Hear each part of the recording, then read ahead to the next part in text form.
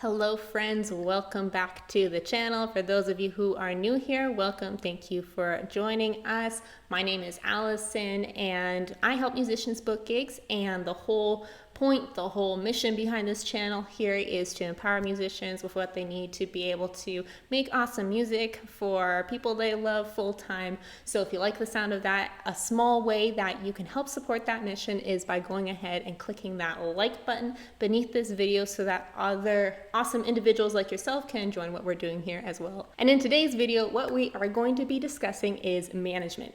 And this is a topic that is very real and raw for me right now. It's something that I've been working through and struggling with a lot, to be honest, very transparent with you guys. So basically, I want to share with you 3 lessons. I think it's 3, we'll see how it goes, but 3 lessons that I've learned lately about how to manage better. And I'm talking about if you are a band leader, or if you have an ensemble that you manage, or anywhere where you're working with musicians and managing them, and this is a video which I hope will be very useful and informative for you. So let's dive in. Okay, first let's just get a little bit of context. Like I said, this is something that's very real and raw for me right now, and that I certainly haven't been perfect in, have made a lot of mistakes, lessons I've learned along the way. And the great part is that despite my shortcomings, I have the most incredible team that makes up for all of those, and who are incredibly engaged and responsible and just delightful to work with, regardless of, how I have made mistakes in the past. So I'm super grateful for that. So as I go through this, all the mistakes I point out have never ended in a horrendous disaster or things like that, because I have a team that compensates my flaws. So let's just dive in with that in mind, just so you know where I'm coming from. There's been this transition period that we're going through where I'm getting a teammate to kind of come on board more for more of the day-to-day in terms of managing clients, managing musicians, scheduling, and also now moving into sales. And she's absolutely phenomenal. So grateful for her.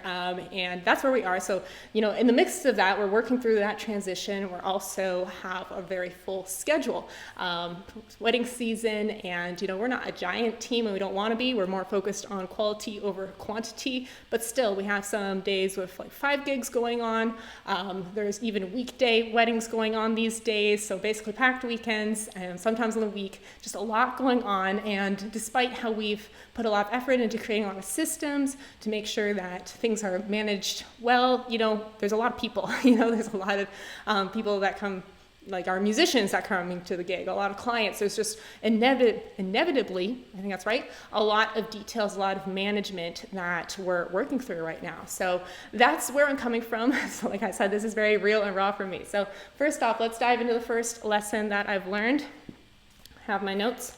Okay, and this is that initial conditions are very important. My point is, don't mess up the initial conditions. So what I mean by this is initial conditions are the environment that you invite new clients and you invite new musicians into your organization, into your world. And the reason why this is so important is because the tone that we set at the beginning is often going to set the expectations and set the behavior patterns in the long run. So it's really important to make sure that we have really good initial conditions, expectations, and that people know what's going on and feel at home and like things are clear right off the bat. The reason why this is hard, though, on the other side, is often when we are inviting a lot of new people into our world, whether it be musicians that we're onboarding for gigs or whatever, even when there's a lot of clients coming in, this is the exact time that there's a lot going on, and sometimes it might be an environment that's a little leaning towards that chaos end of the spectrum that we're currently trying to manage. So what's really important to understand is this balance that we need to strike between understanding that, okay, I know that often when I need new people, it's often a moment of, sometimes times where there's a bit more going on, a little bit of chaos, but that's the exact moment when I need to make sure that things are as calm and smooth, and expectations are just all laid out as perfectly as possible for those who I'm inviting into this world. So that's the duplicity, that's the thing we have to balance there, and that you have to be really aware of. And I'll be the first to admit that I am much better at this when it comes to the client side than I am with the musician side. I kind of just like, let what I'm thinking off my mind a little bit too much, perhaps when it comes to musicians. And if I really struggle with a schedule or whatever it is, I can kind of maybe give up that vibe, a little bit of that chaoticness that we're trying to control in that moment. So that's a bad on me. But it is bringing us into our second point, which is it doesn't matter how you feel, be who you need to be. So what do I mean by this? This will make a lot of sense for those of you who are coming from more of a sales background, perhaps. You know that when you're doing a sale that someone is really borrowing your confidence and your energy to feel comfortable in a decision. And when you think about it, when we interact with businesses or organizations or whatever it is, we really have certain expectations in terms of the consistency and the experience we're going to be getting. For example, if you go to Starbucks, you're going to be expecting to meet a happy barista who's happy to see you. They may be having a bad day, but when you're in that position, you realize that the consistent experience for that customer is really part of the value and important to them. So in that case, we can see how in a lot of work environments, we need to understand that how we feel is not the most important thing to express, and at every moment, sometimes we need to just be what's needed. So this is, again, very important when it comes to management, especially when you're in a position where you're working with a lot of times friends, and you can the dynamic there might be a little bit more casual or a little bit more like open or whatever it is. Still lean into that role that's needed for their sake of having things under control and being confident when it's needed, even when you don't know what the solution is. So for example, if there is a problem with the schedule or whatever it is, I have a tendency to freak out a little bit, and I think that energy might vibe off on other people, make them feel a bit uncomfortable, and that's not a great position to leave anyone in, because then who do they have to lean back on? You're the one who created the mess and you don't know how to solve it. That doesn't give anyone much confidence, right? So you really need to learn the art of, understanding how you feel, but what's needed in the moment, and being what's needed for the people around you, because it's not fair to them if you are not. So that's our point number 2. Point number 3.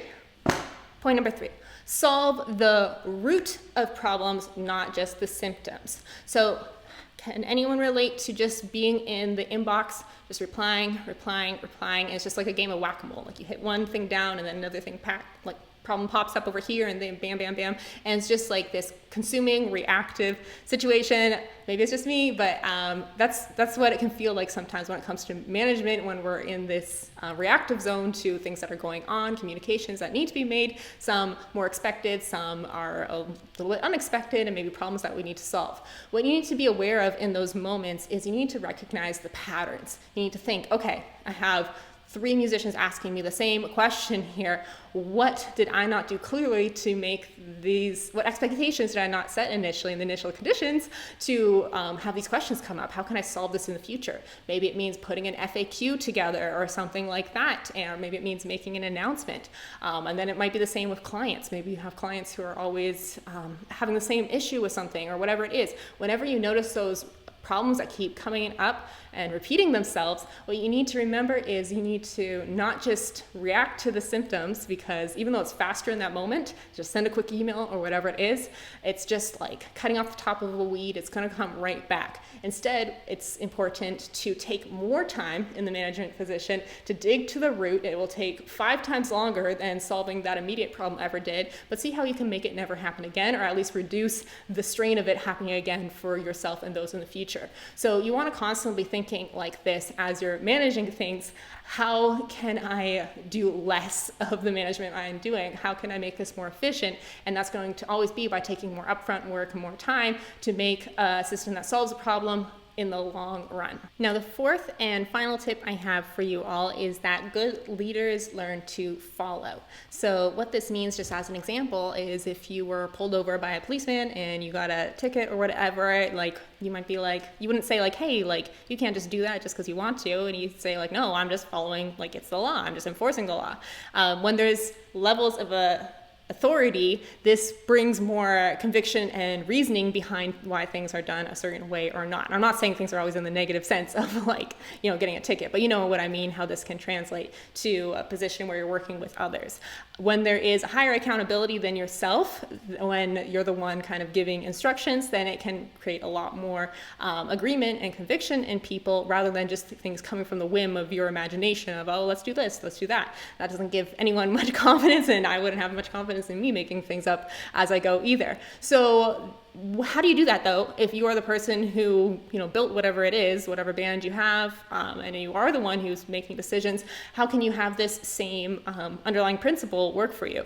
Well, the great thing about it is that if you abide by certain principles or even agree to them together as a team to adhere to certain ways of doing things, then this actually functions the exact same way. So it's worth time to come up of like your principles, your ways of doing things, so that when things come up, we can just, go to the principles rather than relying on making a random decision each time it comes up. For example, if you're working with a client and they say like, oh, can you actually play like all of these requests, and just say, actually it's our company policy to take up to 3 requests or whatever it is.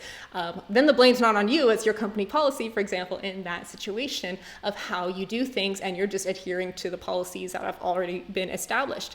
And it can be the exact same way with your team. You might be wondering why you're doing things a certain way, and you might have policies or like show how you learn something, and this is why you think it will apply to how we're doing things here. And then showing that whenever you can, how things are just coming from your imagination, just, at any given moment, is not only a stronger thing for your team to get behind you on, but also is going to lead to much better results than just random decisions that come out of your head for random things.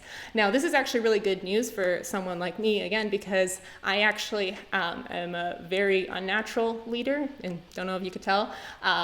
Something I work on more, and I had no desire to do any sort of management thing at all. It's really not something that I get excited about, and I don't like making decisions. And then when you're responsible for making decisions that affect more people, it's something that's extremely stressful for me. So I get no pleasure out of any of the components of management. What it creates at the end of the day, what we're able to do together, I love the end result, but I actually have no desire for the position myself. So understanding that to lead, good leaders are learn to be led and are good followers, and how it actually doesn't need to just rely on my decisions or whatever I make. It can be something that has more method behind it, is actually a huge relief for someone in my position, because of what I just described to you, how I don't, I wouldn't want me to be in charge of me just making random decisions all the time. So it's good to have some sort of structure, some sort of principles that you abide by. For example, like for us, what we've been thinking about is like our goal is just to make the best music possible. So when it comes to a decision, it's like, well, this is our goal. What's going to be the best for the music, making the best music, things like that.